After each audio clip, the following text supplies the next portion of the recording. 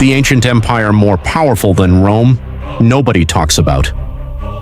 Everyone knows Rome, the gladiators, the Colosseum, the legions that marched across the world. For centuries, we've been told Rome was the greatest empire in human history. But what if that's wrong? What if there was an empire, older than Rome, larger than Rome, and in many ways, more powerful than Rome, that almost nobody talks about today? An empire so vast it controlled nearly half of the entire world's population. This is the story of the Achaemenid Persian Empire and why history forgot it. The year is 550 BC. A king named Cyrus the Great rises from the dusty plains of what is now Iran. In just a few years, he does something nobody had ever done before. He defeats three of the most powerful kingdoms on earth, one after another. First the Medes, then the Lydians, then the mighty Babylonian Empire. And just like that, an empire is born. But this wasn't just any empire. At its peak, the Achaemenid Empire stretched from Greece in the west all the way to India in the east. Think about that for a moment. One empire, controlling land from Europe to Asia, connecting three continents. Rome, at its greatest, controlled about 5 million square kilometers. The Persian Empire, 5.5 million, and it did it 600 years before Rome even became an empire. But size alone doesn't make an empire great. What made Persia truly extraordinary was how it ruled. While other empires conquered and destroyed, Cyrus did something revolutionary.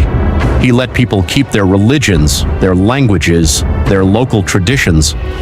He even freed the Jewish people from their Babylonian captivity, an act so remarkable it is recorded in the Bible itself.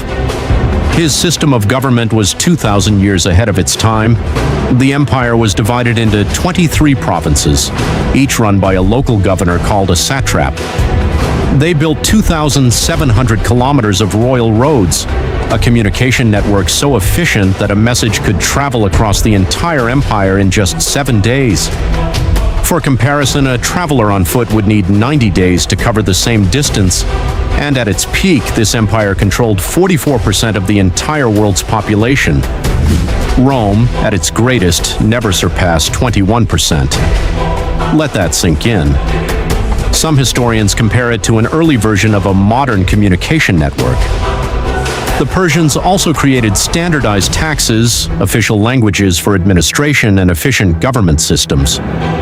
While many empires struggled to control distant lands, Persia built a machine that kept everything connected.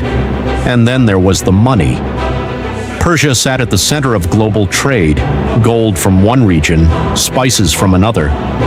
Precious stones, silk, livestock, and rare goods flowed through its territory. The empire became unbelievably wealthy. Its capital cities, especially Persepolis, displayed this wealth for all to see. Massive columns towered above visitors. Walls were decorated with detailed carvings. Delegations from across the empire arrived bringing gifts and tribute. To outsiders, it looked less like a city and more like the center of the world. But every great empire eventually faces a challenge, and Persia's greatest challenge was about to arrive.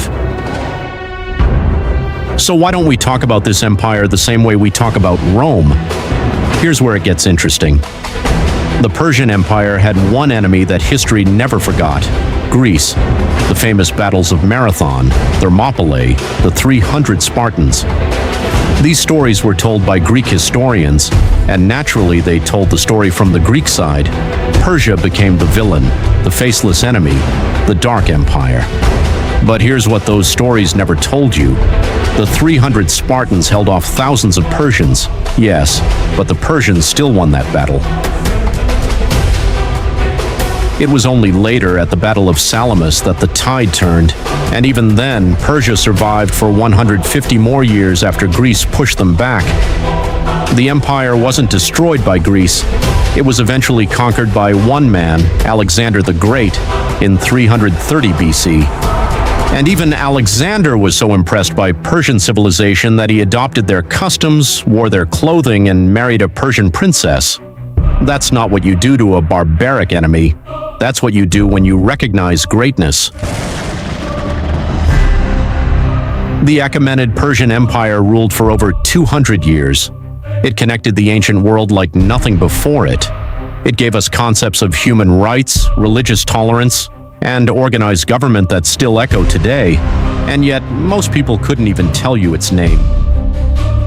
History is written by the winners, but at LostEpochs, we tell the stories that history forgot. If this video opened your eyes, subscribe, because we're just getting started. Every week we uncover another lost story from the world's forgotten past. The next one might surprise you even more.